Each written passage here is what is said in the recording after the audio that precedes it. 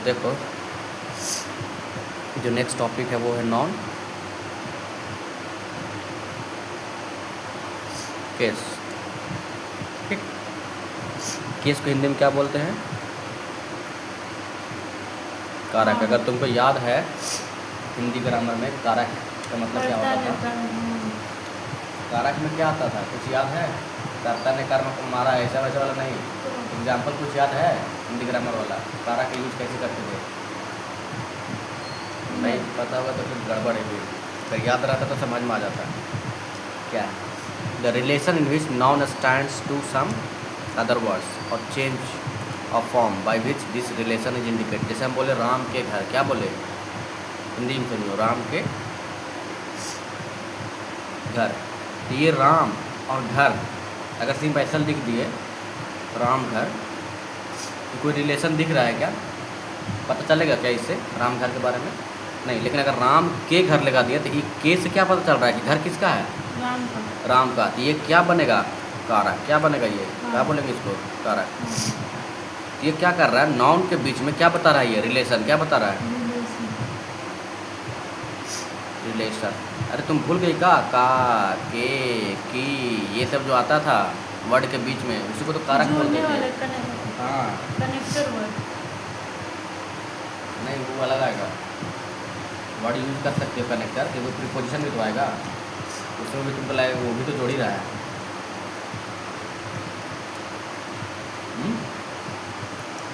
जैसे मान के चलो ऐसा आ गया, राम के अपना घर, राम के अपना घर। सिर्फ राम लिखो, सिर्फ घर लिखो, कोई रिलेशन पता चलेगा क्या? नहीं पता चलेगा। तो अगर ये पूरा बीच में लिख दिए, ये क्या बन गया? कारक। रिलेशन ये बता रहा है कि अपने के बारे में बता रहा है। ठीक है, ये कारक था। लेकिन इंग्लिश में भी बस वैसे ही आएगा। देखो, रिलेशन जिसमें इन विच एक noun a noun stand to some other word. जो नाउन अदर वर्ड्स से क्या होता है? स्टैंड्स होता है। मतलब फीलिंग समझो, स्टैंड का मतलब क्या यहाँ पर है। ठीक, उसका अर्थ बताता हूँ, ऐसे समझो। या change of the form by which this relation is indicated. मतलब वैसा फॉर्म चेंज हो जाए जिससे कि कुछ रिलेशन इंडिकेट हो। क्या हो? इंडिकेट हो, पता चले। उसको बोलते हैं केस। क्या बोलते हैं उसको? केस। इसका एग्जांपल ये है कि अगर ये मान लो नॉन है, इस नॉन को कुछ अदर वर्ड से, जैसे मान लो के है, अगर के डाल दिए तो क्या मिल गया? एक रिलेशन मिला हमको। एक रिलेशन इंडिकेट कर रहा है। राम के घर मतलब घर राम का। तो जब रिलेशन हमको दिखने लगे तब समझ जाना क्या है? वो कारक है। क्या वो? कारक है। तो कारक ये मिलेगा हमें यहाँ। केस कितने टाइप का होता है? पहला नॉमिनेटिव केस। क्या होगा? Nominative case. Nominative case. दूसरा ऑब्जेक्टिव केस।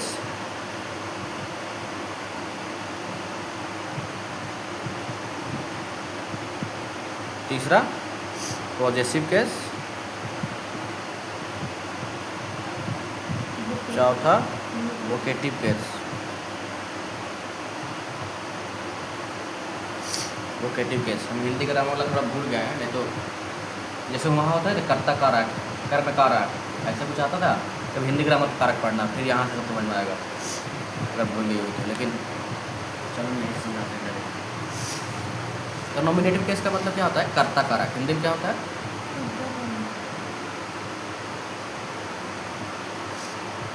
कर्ता कारक। अब देखो कि कर्ता कारक होता क्या है? क्या होता है? देखो, a noun or pronoun that function as a subject of a verb is placed in nominative case. ध्यान से देखना कि क्या बोल रहा है, तो नहीं समझ में आएगा फिर। तो देखो, नाउन या प्रोनाउन? पहला हम बता रहे हैं नॉमिनेटिव केस।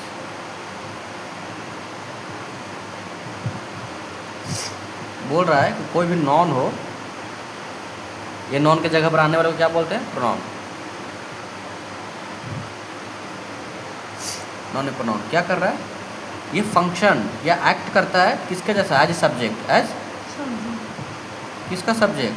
ध्यान से देखना, subject of a verb. Subject of a verb मतलब एज अ वर्ब के सब्जेक्ट जैसा एक्ट करता हो, मतलब क्रिया, कोई काम वाला जो वर्ड रहेगा उसके सब्जेक्ट के जैसा एक्ट करता हो, तो क्या बोलेंगे उसको? इन दिस प्लेस क्या बोलेंगे? नॉमिनेटिव केस बोलेंगे। जैसे एग्जांपल देखो, एग्जांपल से ज़्यादा इंपॉर्टेंट समझना। जैसे यहाँ पर लिखा है the Red fort. The Red fort is a famous building. Is a famous building. देखो ध्यान से,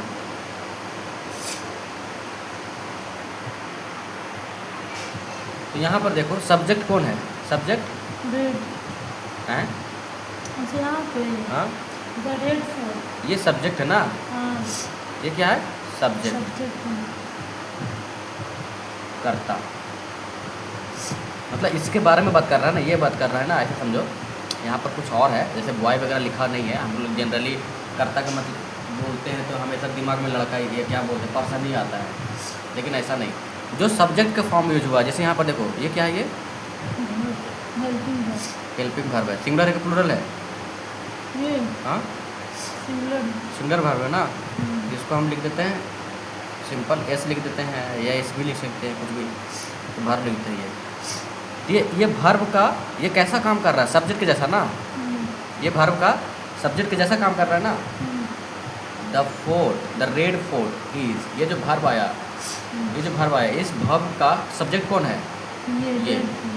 इसलिए ये कौन सा केस बनेगा? Nominative case.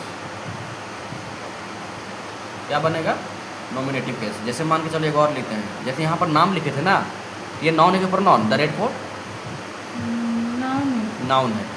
चलो यहाँ पर लिखते हैं he has gone to Mumbai. Gone to Mumbai क्या मीनिंग आया इसका? मतलब अगर टेंस पढ़ी होगी तो वह मुंबई जा चुका है या चला गया, ठीक है, जा चुका है। प्रेजेंट वो वाला है तीसरा। प्रेजेंट परफेक्ट टेंस, हाँ। ठीक है। ये आप बताओ यहाँ पर थोड़ा बताओ कि कौन सा नॉन है, कौन सा प्रोनाउन है? मतलब खास करके बताओ कि यहाँ पर ही जो है प्रोनाउन है कि नाउन है? प्रोनाउन है। प्रोनाउन है। किसके जगह पर आया होगा? किसी नाम के जगह पर। हाँ, ये है प्रोनाउन। ये तो प्रोनाउन है ही, ठीक है। और यहाँ पर कौन सा वर्ब है? गोन। गॉन मेन वर्ब की हेल्पिंग वर्ब? मेन वर्ड है। मेन वर्ब है। ये है जो हेल्पिंग वर्ड है भाई। दोनों मिला के वर्ब बोल सकते हैं क्या? हाँ। दोनों वर्ब है। ये वर्ब सिंगुलर है कि प्लूरल है?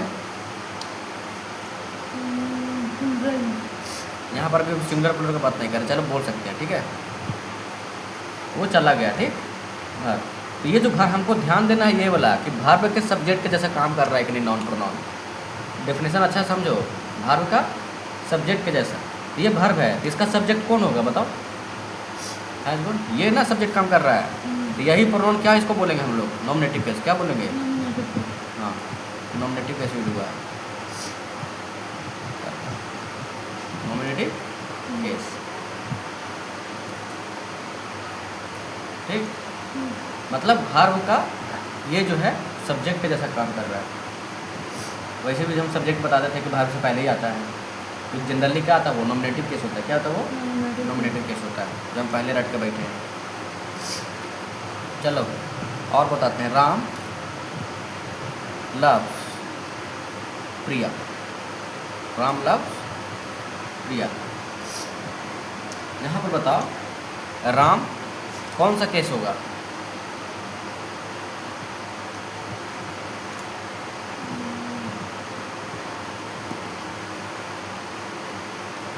Nominated case. क्यों? क्योंकि नाम है। ये कहाँ बोल रही कि नॉन रहेगा तभी होगा? सब्जेक्ट वर्ब के पहले क्योंकि भाग से पहले है। ये जो वर्ब है ना, उसका पहले इसका subject? वो है, राम है। मतलब वर्ब का सब्जेक्ट का ये काम कर रहा है कि अगर राम कर रहा है। हाँ, मतलब समझो कि अगर यहाँ से राम निकाल दो तो तुमको पता ही नहीं लगेगा कि लव क्रिया कौन है। हाँ। लव क्रिया मतलब कौन, पता ही नहीं लगेगा कर्ता कौन है कि नहीं। यहाँ पर इस वर्ब का एज ए सब्जेक्ट काम कौन कर रहा है, राम। तो राम बोल सकते हैं कि नॉमिनेटिव केस है। और ऐसे अगर तुमको नॉन प्रोनाउन में चेक करना है कि नॉन है कि प्रोनाउन है तो क्या होगा, नाउन है। तो नॉन है। और सब्जेक्ट है, कौन सा सब्जेक्ट है, सब्जेक्ट ही है ना, हाँ। वर्ब से पहले आता है वो टेंस के अकॉर्डिंग, एक तरह सब्जेक्ट भी बोल सकते हैं। नॉमिनेटिव केस भी इसी को बोल रहे हैं, नॉन भी इसी को बोल रहे हैं, सब्जेक्ट केस भी इसी को बोल रहे हैं। सही तो सब क्लियर होगा। तो राम के जगह पर अगर ही लिखते तो उन्होंने वो तो प्रोनाउन। वो प्रोनाउन होता है, पर ये भाग का सब्जेक्ट वो होता है। ठीक, तो वैसे थोड़ा सा आइडिया रखना है। चलो अब नेक्स्ट टाइप में आते हैं, ऑब्जेक्टिव केस क्या होता है।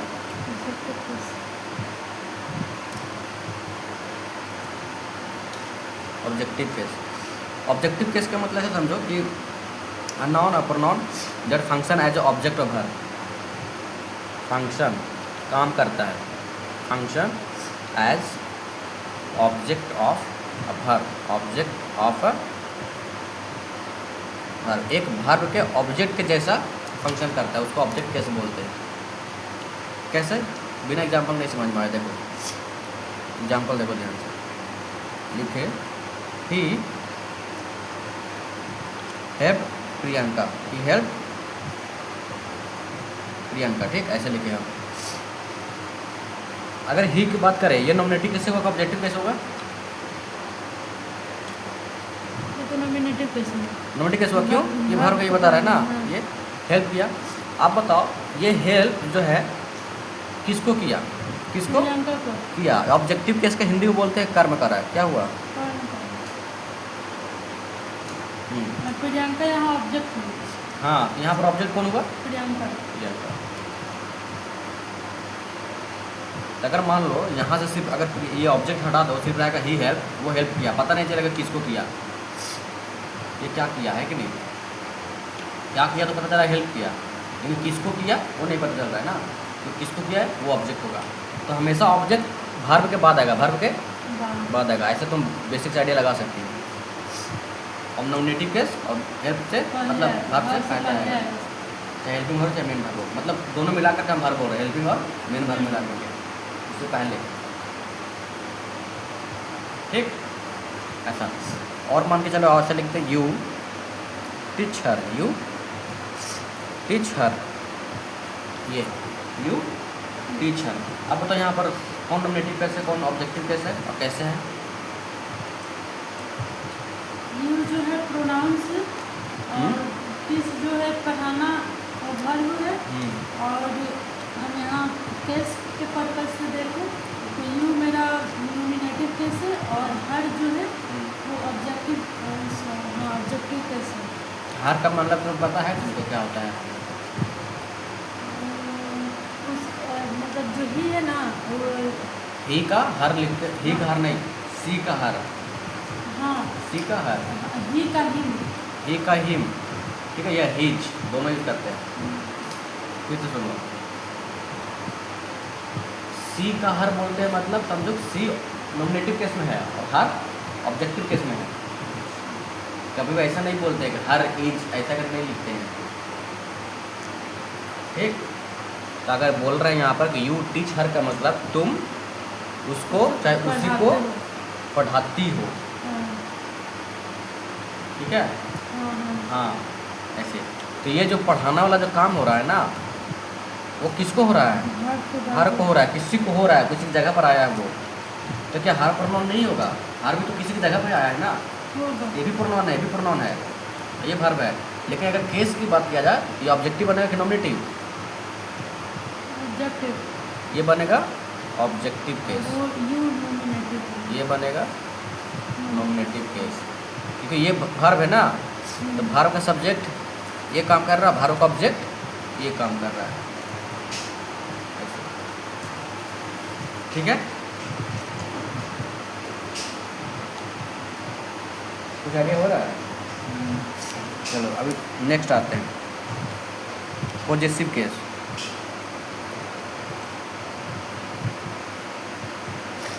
पॉजेसिव केस का हिंदी में बोलते हैं संबंध कारक। क्या बोलते हैं?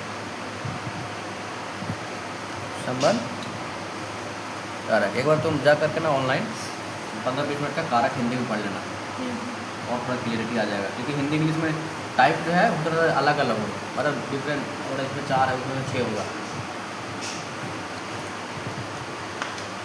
होता ही है, तुमको याद नहीं है। कारक कितने 6 या 7 टाइप का होता है हिंदी में कारक।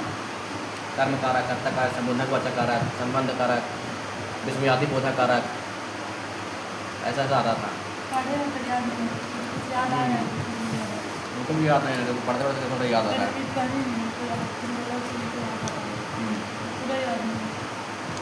तो देखो, when noun show it's relation, noun क्या शो कर रहा है? रिलेशन शो करता है किसके साथ? विथ पोजीशन, विथ पोजीशन के साथ या पोजीशन से, on another non, on another non, दूसरे नॉन पे। एक नाउन दूसरे नॉन पे रिलेशन शो कर रहा है, बट किससे? पोजीशन से। पोजीशन का मतलब अधिकार, क्या समझना? हाँ, पूरा पोजीशन के साथ। जैसे तो नहीं बोलता कि मेरा बॉयफ्रेंड जो बहुत ज़्यादा पॉजिटिव है।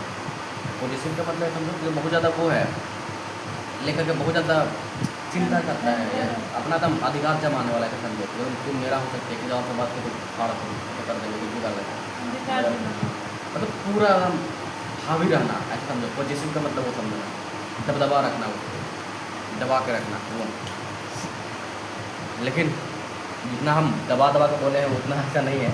पॉजिटिव का मतलब जरूरी नहीं कि उतना हार्ड वर्ड है। तो देखो, सो रिलेशन विथ पोजीशन और another noun is in positive case. जैसे this is Mohan's book, this is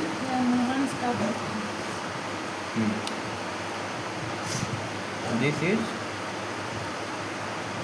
Mohan's.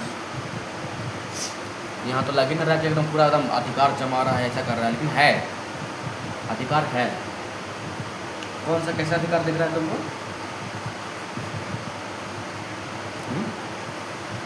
ये जो है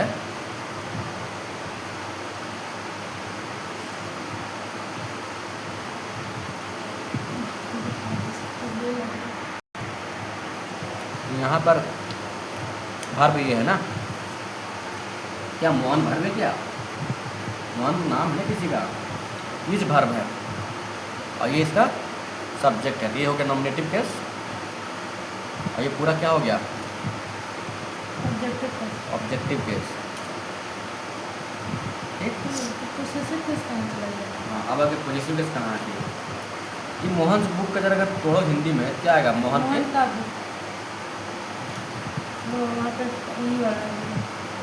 मोहन का बुक। ये बुक किसका दिखा रहा है? मोहन का ना। ये क्या रिलेशन नहीं दिखा रहा है बुक और मोहन के साथ? क्या दिखा रहा है? मोहन का ना। ये मोहन का कितना रिलेशन है? तो मोहन का मतलब ये मोहन्स, ये जो मोहन्स है ना, यही क्या हो गया? Positive case.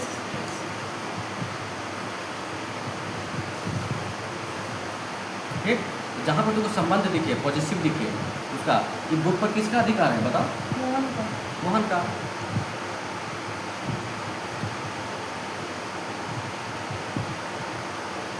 इसका मतलब रट के मत बढ़ जाना कि वहाँ पर हमेशा पोस्टफिजस लगा करके वो रहेगा, नहीं। तुमको चेक करना सेंटेंस से भी किसका संबंध है और किस पर अधिकार है, तो किसका। और दूसरा एग्जाम्पल देखो, सी इज हिज वाइफ। दूसरा एग्जाम्पल है सी इज हिज वाइफ। जैसे मान लो हम किसी लड़की की तरफ देख करके, किसी औरत की तरफ देख करके अपने दोस्त से बात कर रहे हैं कि सी इज हिज वाइफ। हिज किसके लिए यूज होता है? लड़का के लिए। तो थोड़ा ध्यान से समझना चीज़ों को कि लड़का के लिए है यहाँ पे।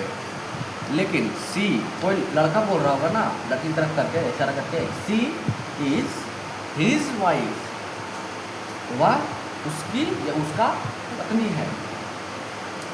तो देखो यहाँ पर ध्यान दो, ये कौन सा केस होगा? Nominative case. ये तो वर्ब है, ये क्या होगा पूरा?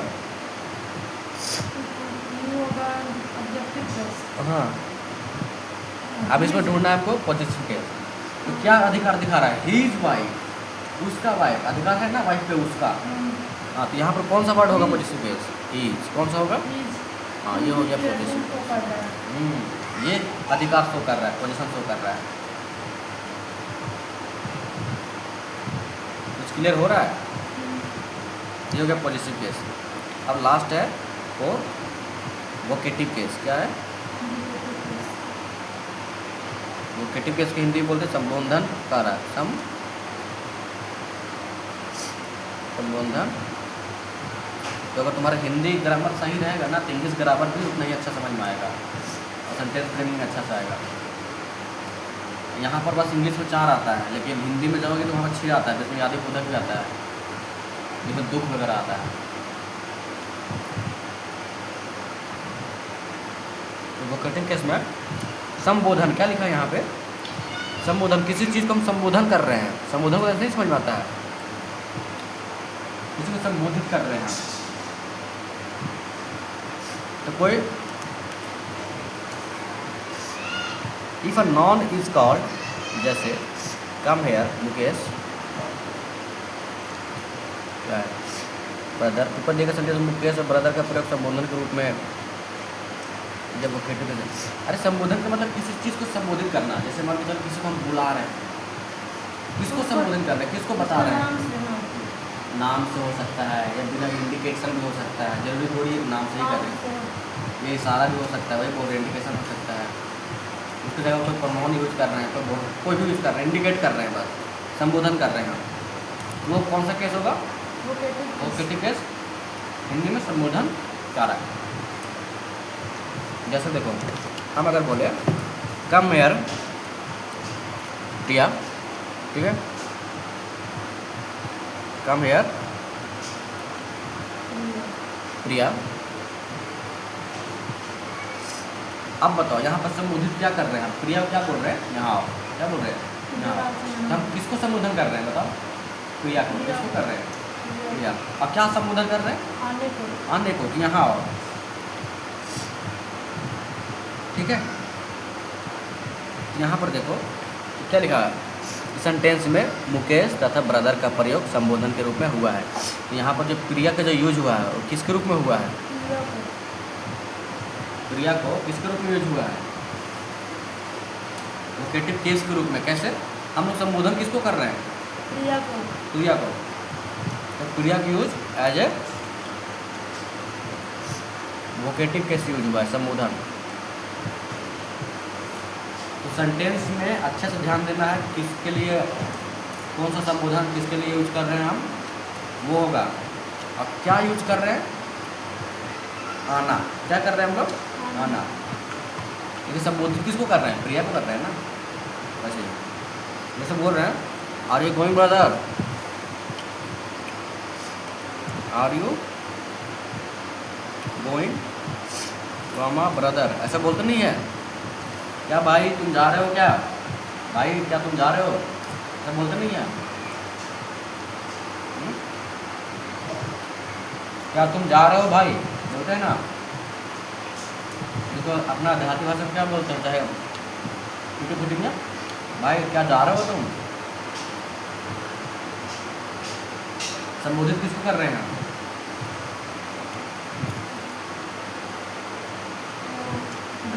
ब्रदर को। यू किसके लिए भी आया है? ब्रदर के लिए आया है ना। ये ब्रदर यहाँ पर क्या होगा? Vocative case. किसको संबोधित कर रहे हैं? वो वोकेटिव केस। और यहाँ पर अगर यू देखा जाए तो कौन सा केस होगा?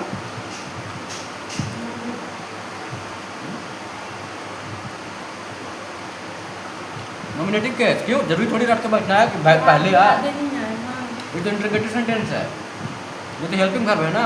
जरूरी नहीं कि हेल्पिंग बाद में आए, नॉमिनेटिव केस पहले आए। नहीं तो कुछ सेंटेंस को समझना है। ये नॉमिनेटिव केस, ये वर्ब है। ये क्या है? वर्ब है। तो यहाँ पर देखो उल्टा हो गया कि मेन वर्ब यहाँ है ना, हेल्पिंग वर्ब मेन वर्ब की तरफ बीच में ही आ गया। तो टेंस के फ्रेम में तो आएगा, तुमको समझना है वहाँ से कि कौन सा होगा।